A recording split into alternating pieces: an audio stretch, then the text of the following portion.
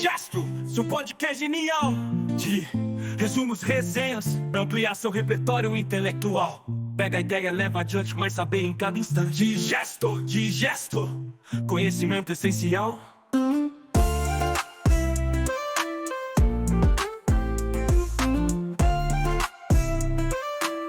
Conhecimento essencial de podcast genial de resumos, resenhas. Quem é professor ou professora de matemática com certeza já viu isso acontecer. O aluno olha para uma expressão como 3A e, na hora, lê 3 maçãs. Essa confusão entre letras e objetos é uma das barreiras mais comuns e persistentes no início da álgebra. Mas por quê?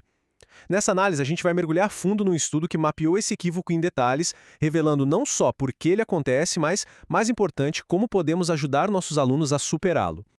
Para começar, vamos direto ao ponto com um exemplo clássico que ilustra bem o tamanho do desafio. A frase é: existem 6 vezes mais estudantes do que professores. A letra S representa o número de estudantes e a P o número de professores. A pergunta é simples: qual das duas equações está correta? 6S igual a P ou 6P igual a S? Bom, um erro extremamente comum aqui é escolher a primeira, 6S igual a P. Parece até mais intuitivo, né? Quase uma tradução literal da frase. Só que está incorreto. Esse erro, que é super conhecido na literatura, é a nossa porta de entrada para o tema de hoje. Então, qual que vai ser o nosso roteiro de hoje? A gente vai fazer uma verdadeira jornada diagnóstica. Primeiro, vamos definir o problema com mais clareza. Depois, vamos entender como foi a metodologia do estudo que investigou isso. Aí a gente mergulha no coração da análise, os 5 perfis de raciocínio que os pesquisadores encontraram. Vamos ver como esses perfis mudam com o tempo e, claro, vamos fechar com dicas práticas para levar para a sala de aula. Ok, vamos começar então. Seção 1. Aquele erro que a gente acabou de ver no problema dos estudantes e professores não é um acaso, não é um erro isolado. Ele tem nome e sobrenome e uma longa história na pesquisa em educação matemática. É um padrão de pensamento que a gente precisa entender muito bem. O termo-chave aqui é letra como objeto, que a gente vai chamar de LO para facilitar. A definição é bem direta. Isso acontece quando um aluno olha para uma letra numa equação, tipo M ou B, e não enxerga ali um símbolo para um número, para uma quantidade. Em vez disso, a letra vira uma abreviação para maçã ou banana. A variável, que deveria ser um número, passa a ser a própria coisa. E essa pequena troca de significado, gente, tem consequências gigantescas para o desenvolvimento do pensamento algébrico. E olha, essa ideia não é nova não. Lá em 1981, o pesquisador Dietmar Kühlmann, num estudo que virou um clássico, descreveu esse fenômeno exatamente assim. Ele disse que a letra é considerada uma abreviação para um objeto ou como um objeto em si. Essa citação foi o ponto de partida para décadas de pesquisa que vieram depois, mostrando quão fundamental é esse desafio. E esse exemplo aqui deixa tudo mais claro. Se um aluno se depara com a expressão 4A mais 3B, a interpretação correta seria 4 vezes a quantidade A somado com 3 vezes a quantidade B. Mas para quem está com raciocínio LO, a leitura vira outra coisa, muito mais concreta. 4 maçãs mais 3 bananas. A álgebra vira uma espécie de contagem de compras de supermercado, o que limita drasticamente o que dá para fazer com a expressão. E aqui vem o ponto crucial. A gente não está falando de um errinho esporádico. A pesquisa mostra que o equívoco LO é um padrão de pensamento muito, mas muito enraizado e surpreendentemente comum. Estudos em vários países ao longo de décadas mostram que uma parcela enorme dos alunos, podendo chegar a 80% em certas tarefas, mostra esse tipo de raciocínio. E isso mesmo depois de anos de aulas de álgebra. Para complicar um pouquinho, o equívoco LO não é uma coisa só. Ele tem sabores, digamos assim. O estudo que a gente está analisando aqui identificou 2 manifestações principais: a solução como coeficiente, que vamos chamar de SAC, e a letra como unidade, ou LU. Vamos dar uma olhada em cada uma delas? O primeiro subtipo, o SAC, é fascinante. O processo mental do aluno é o contrário do que a gente espera. Em vez de montar uma equação geral para depois achar uma solução, o aluno primeiro pensa numa solução específica, concreta. Depois, ele escreve uma equação usando os números dessa solução como coeficientes. E as variáveis continuam sendo tratadas como rótulos para os objetos. O famoso problema dos lápis do Kishman ilustra isso perfeitamente. A tarefa pedia para escrever uma equação geral sobre lápis azuis B e vermelhos R, que no total custam 90 centavos. Um aluno com o raciocínio SAC poderia pensar: sei lá, eu posso comprar 6 lápis azuis e 10 vermelhos. E aí ele escreve 6B mais 10R igual a 90. Para ele, essa equação não é uma relação geral, é uma frase-solução que diz exatamente o que ele pensou. 6 lápis azuis mais 10 lápis vermelhos custam 90 centavos. O segundo subtipo, letra como unidade ou LU, é um tipo bem específico do erro LO. Aqui, o objeto que a letra representa é sempre uma unidade de medida. Por exemplo, numa equação sobre o peso de caminhões, tipo 3T igual a 24, um aluno pode interpretar o T não como o número de caminhões, mas como toneladas. A letra se funde com a unidade e isso, de novo, impede a compreensão da relação numérica que está por trás. Certo? Vamos para a seção 2. Agora que a gente já definiu o problema e suas variações, como é que os pesquisadores, a Kathleen Klein-Bell e o Philip Moons, investigaram esses equívocos numa escala tão grande? Vamos olhar de perto a metodologia do estudo deles. Primeiro, a escala. O estudo não foi pequeno não. Foram 2.220 alunos alemães do 7º e 8º ano. É muita gente. Esse número tão expressivo dá uma confiança muito grande de que os padrões que eles encontraram não são meras coincidências, mas sim tendências reais no aprendizado dos alunos nessa fase tão crucial. O desenho da pesquisa foi o que a gente chama de longitudinal, ou seja, acompanhou os alunos ao longo do tempo. Primeiro, eles aplicaram um pré-teste para fazer um mapa do entendimento inicial da turma. Depois vieram 4 semanas de aulas normais de álgebra e, por fim, um pós-teste, idêntico ao primeiro. Essa estrutura de antes e depois é o que permite medir a mudança real que aconteceu no entendimento dos alunos. Para analisar essa montanha de dados, os pesquisadores usaram uma ferramenta estatística super poderosa, a análise de transição latente. Pensa nela como se fosse um detetive de padrões. Em vez de olhar aluno por aluno, essa técnica consegue identificar grupos de alunos que cometem os mesmos tipos de erros de forma consistente. Ela cria perfis de raciocínio. E, melhor ainda, ela nos permite ver como um aluno pode migrar de um perfil para outro depois das aulas. É isso que vai nos dar um mapa da aprendizagem.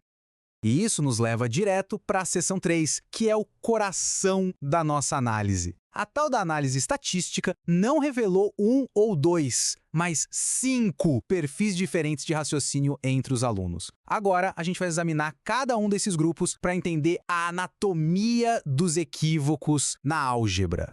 O primeiro perfil, que era o mais comum no comecinho do estudo, foi chamado de saque em aditivos lonos demais. O nome já dá uma boa pista, né? Esses alunos aplicam aquele raciocínio de solução como coeficiente de forma bem específica, só em problemas que têm uma estrutura de soma. No resto dos problemas, eles usam o equívoco letra como objeto de forma mais geral. Se a gente olha os dados desse perfil, a gente vê um padrão muito curioso. Quando perguntados sobre o que uma letra significa, a chance de eles darem uma resposta do tipo LO é altíssima. O mesmo acontece em problemas de proporção. Mas, quando o problema é de soma, o padrão muda totalmente. A chance de eles usarem o raciocínio saque vai lá para cima. É como se eles tivessem uma ferramenta de erro diferente para cada tipo de problema. O segundo perfil é mais direto ao ponto, digamos assim. Predominantemente saque. Diferente do primeiro grupo, esses alunos não limitam o raciocínio de solução como coeficiente só para os problemas de soma. Não, eles generalizam essa estratégia para quase todos os tipos de problemas que aparecem. E a tabela confirma essa generalização. A probabilidade de usar o raciocínio saque é alta em praticamente tudo, seja em problemas de soma ou de proporção. Isso mostra um padrão de pensamento bem forte. Para esses alunos, a principal função de uma equação é registrar uma resposta numérica que eles já encontraram na cabeça. Vamos ao terceiro perfil. Esse grupo representa o equívoco LO na sua forma mais clássica. Eles são predominantemente LO. Só que tem um detalhe bem interessante.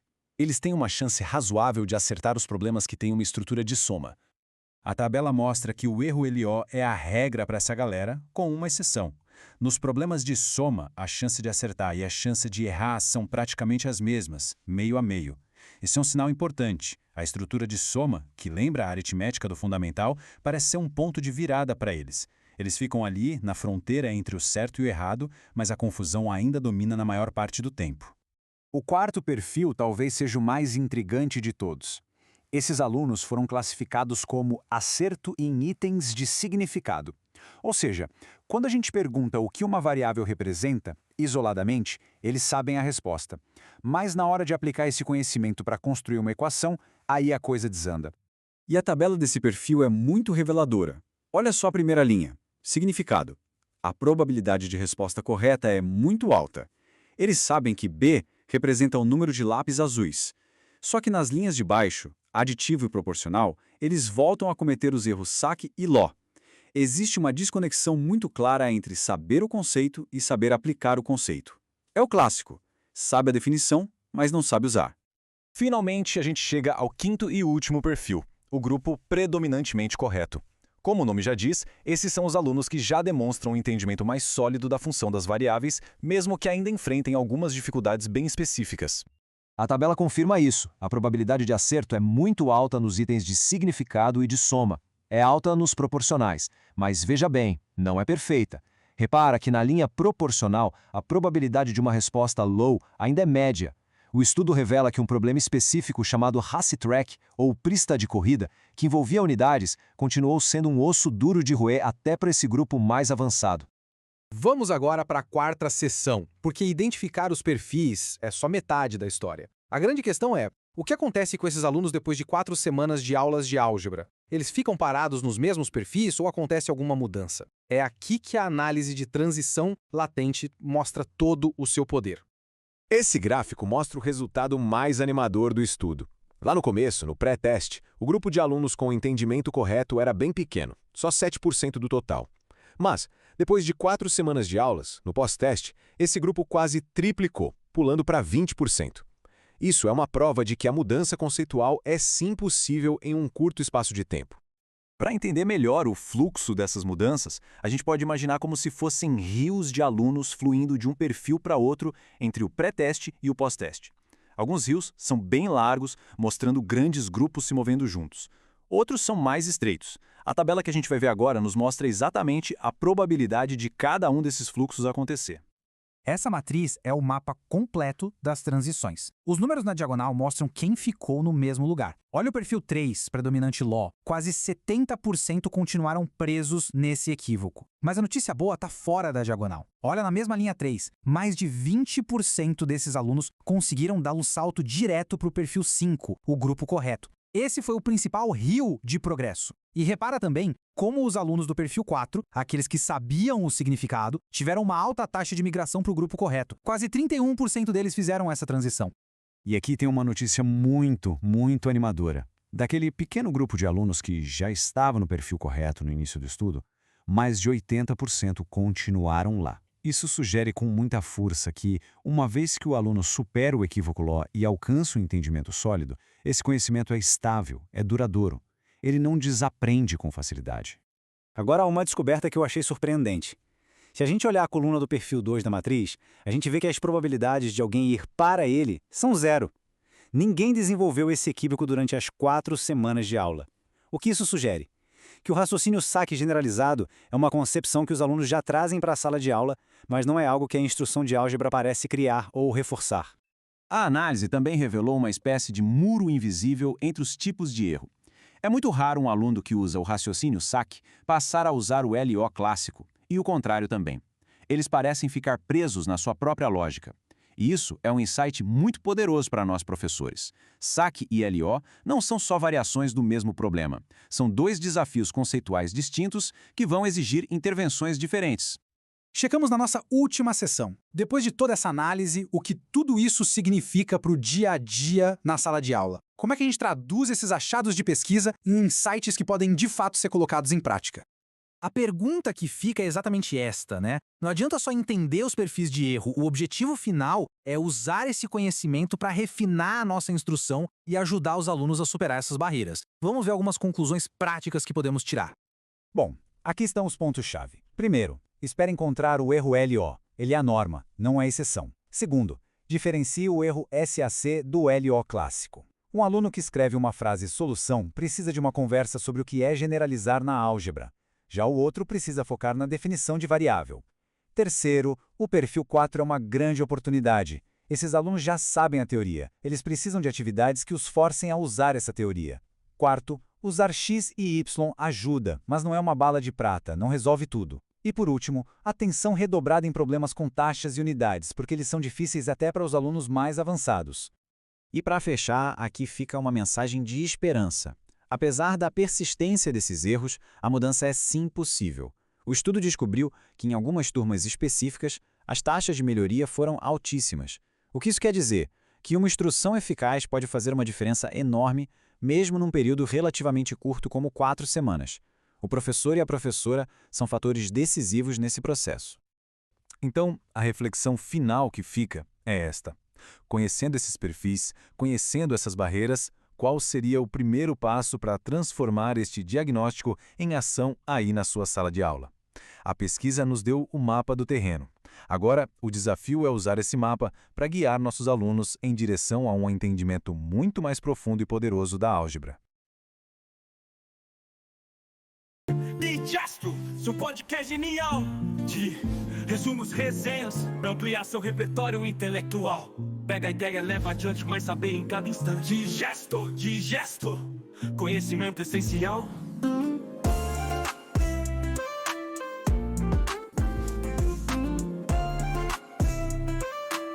Conhecimento essencial.